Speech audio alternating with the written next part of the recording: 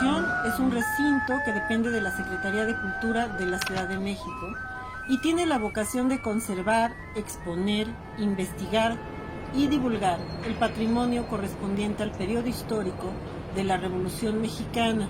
Este museo cuenta con una exposición permanente que se exhibe en 9 salas. La primera la conocemos como un pequeño museo de sitio y ahí alberga la historia del edificio, del Monumento a la Revolución y del edificio en el que se alberga este museo. En las 8 restantes se narra la historia de la Revolución Mexicana desde su gestación en el siglo XIX hasta el periodo de consolidación con el cardenismo.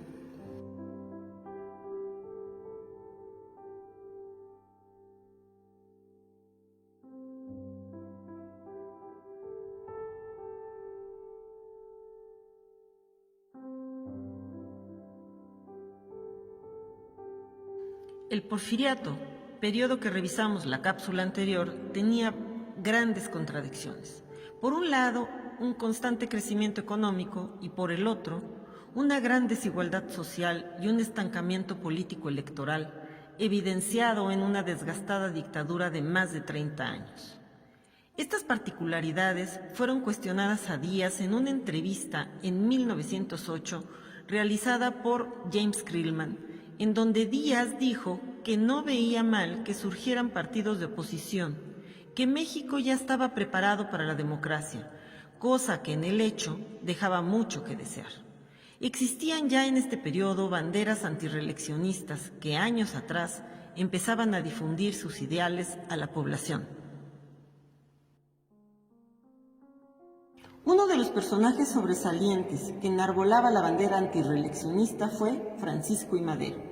De hecho, 2 años antes de que estallara la revolución, Madero escribió La sucesión presidencial en 1910, en donde exigía que se diera en México sufragio efectivo y no reelección. En esta sala hay en exhibición un facsimilar de dicho libro. Sin duda, difusión masiva de esta obra marcó el inicio de la caída del régimen de Porfirio Díaz. En 1909, después de fundar el Centro Antirreeleccionista, Madero llevó a cabo giras y convenciones en varias partes del país con un gran despliegue propagandístico. En este momento, él y Francisco Vázquez Gómez fueron nombrados candidatos a la presidencia y vicepresidencia de la República, respectivamente. Madero, durante sus giras, también llevaba objetos para difundir su imagen y sus ideales. Por ejemplo, tenemos en exhibición el estandarte del Club Ignacio M. Altamirano de 1909, que fue usado en una de sus giras, y el botón de campaña con su retrato impreso, utilizado en 1911. La popularidad de Madero iba en aumento, y esto al gobierno de Díaz le pareció un peligro para la supuesta estabilidad del país. Es por ello que el entonces presidente manda a apresar a Madero en Monterrey y luego ordena que lo trasladen a San Luis Potosí, de donde escapa, refugiándose posteriormente en San Antonio, Texas. Desde allí escribe el Plan de San Luis, declarando las elecciones nulas para presidente y vicepresidente de la República, desconociendo al gobierno de Díaz y, sobre todo, declaraba ley suprema de la República el principio de no reelección. Madero asume el carácter de presidente provisional de los Estados Unidos mexicanos con las facultades necesarias para hacer la guerra al gobierno usurpador del general Díaz. En los siguientes meses hubo levantamientos en distintas regiones y el ejército federal se mostró incapaz de sofocarlos. Las guerrillas más fuertes estallaron en el estado de Chihuahua, donde destacaron los jefes rebeldes Pascual Orozco y Francisco Villa. Después de varias batallas, entre las que destaca la de Ciudad Juárez, Porfirio Díaz finalmente renuncia el 25 de mayo de 1911, dejando como presidente interino a Francisco León de la Barra. Díaz viajó a Veracruz para partir en el buque Ipiranga hacia el exilio. Madero entró triunfalmente a la Ciudad de México y el 6 de noviembre asumió la presidencia. El nuevo gobierno hizo cambios notables, sobre todo en cuanto a las libertades ciudadanas. La prensa fue libre de criticar al gobierno y libremente se organizaban nuevos partidos políticos. Además, los obreros pudieron formar sindicatos. Destaca en esta sala la silla presidencial de Madero, que fue elaborada en 1912 y que utilizó durante su mandato. Esta pieza es parte de la colección del Museo de Aguascalientes y la tenemos bajo resguardo en el Museo Nacional de la Revolución desde el año de 1987. Desde el inicio de su mandato, Madero tuvo que lidiar con varias rebeliones. Por un lado, la zapatista, que no veía los cambios por los que luchaba, la propiedad de la tierra y los derechos de los pueblos. En noviembre de 1911 se promulgó el Plan de Ayala, primera expresión coherente de las demandas populares de la Revolución. Y por otro lado estaban Bernardo Reyes y Félix Díaz, que pretendían regresar al régimen porfirista.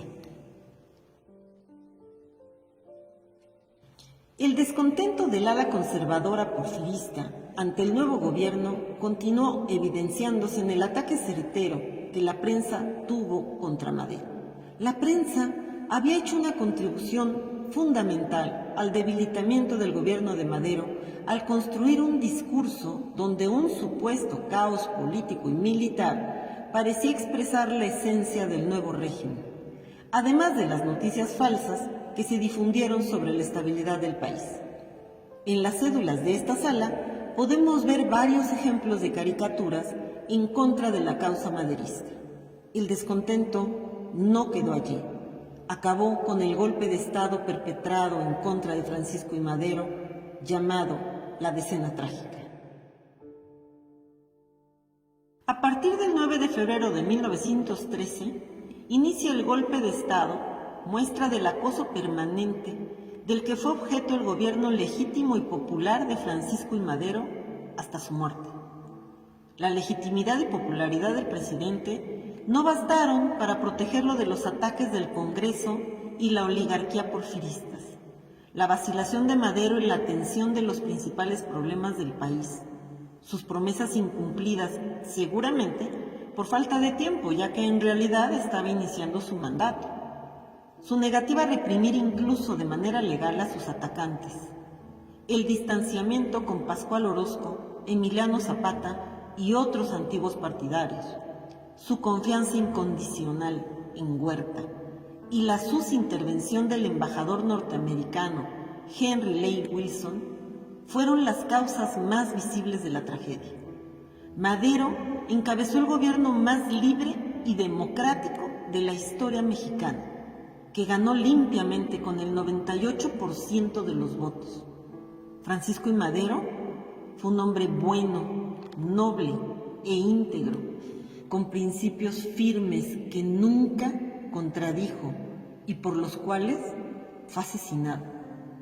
En este golpe de Estado también murieron Gustavo Madero y José María Pino Suárez, hombres leales a la lucha democrática, la forma de gobierno más digna y por la que vale la pena luchar.